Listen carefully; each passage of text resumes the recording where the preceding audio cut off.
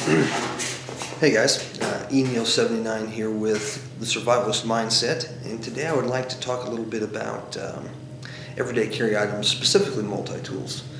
I've watched a lot of videos recently, in the past, what have you, about EDC, guys putting together EDC kits, and a lot of it's good ideas and some of it's a bit overkill. Let's first talk about and define what an EDC is. And an EDC, to me, in my opinion, everyday carry item, something that I can fit on my person and have with me all the time. And most of us probably do not have jobs that are conducive to us carrying around axes or BK2s or a 3-day assault pack. It just it's too much. Maybe in your car, not so much on your person. However, a multi-tool is something that you can carry with you in most cases all the time. And in fact, I'll show you this multi-tool that I purchased a few years back, is the Leatherman Fuse. This is the Leatherman Fuse. It comes in a Nifty container pouch, and this pouch works out very well for an EDC, and I'll show you why. Here, I've got the multi-tool. I'll set it off to the side.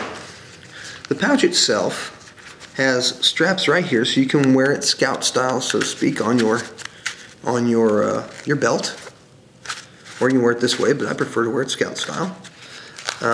Inside the pouch, you have two compartments. The back compartment, actually, I'm carrying a Smith's Pocket Pal sharpener. Talk about that in another video. That's a whole nother review for another time. However, it's got two pouches. You can fit your multi-tool in one. See if I can get in the light, and you can fit a sharpening stone or any number of things in this back one. It does have these two spots on either side, right here and right here. And those spots are great to put a sharpening, or excuse me, a fire steel, a ferro rod, a small, like a stream light, pen light flashlight. Great for all kinds of things. You can jimmy up to put in there, and the whole thing, once you get all the pieces inside, takes up a very little amount of space. Is this a complete bug out bag? No. Will it help me get home? Probably. And with that in mind, let's talk about the multi-tool itself for just a minute. Well, I don't think there's a darn thing wrong with a Leatherman Charge TTI or a Victorinox Swiss Tool X. Any of those. These are great multi-tools. But think about what you might need it for. Those tools, if you choose to have one, keep one to take camping with you. Keep it in your bug out bag. That would be great. If you can't afford one, though, I paid $30 for this. It's made by Leatherman. It does not have a lifetime warranty. It has a 25-year warranty according to the packaging. But hey, if I have it for 25 years, I'm going to be a pretty old man, and I may not care by then. This one is the camouflage pattern, which doesn't really matter to me. It just happened to be the one that was on sale. What I do like about it is every one of the tools locks. And if you can see, this mechanism here unlocks the tools. I do like that. It does not have a file. I would like to have a file. However, for an EDC, I'm not going to be carrying my axe. I'm going to be carrying this. And so a file may not do me so much good. There's nothing to sharpen with it. Let's think about what type of situation you might find yourself in where your EDC would help you tremendously. On an everyday basis, EDC, everyday carry, on an everyday basis, I do not find myself running through the woods. I don't find myself outside of civilization, so to speak. I find myself in town, driving back and forth to work. Granted, I don't live in a very big town. I live in a farming community suburb, so to speak, of a big town, of a major city. So we commute to the city and back. So I might find myself in a situation where my car breaks down, where inclement weather prohibits me from going, either continuing on to work or coming home. I could find myself in a situation SHTF type deal where there's a contagious outbreak, there's economic collapse that occurs while I'm away from home. I need to get myself back home because we'll talk about this in another video, bugging out versus bugging in. That's a whole other topic, and I would like to spend some time discussing that with you. However, back to this, I need to get home. And if you couldn't tell from all the stuff behind me, I happen to be a mechanic by trade. That's what I've been trained to do. That's what I went to college for, and that's what I know the best.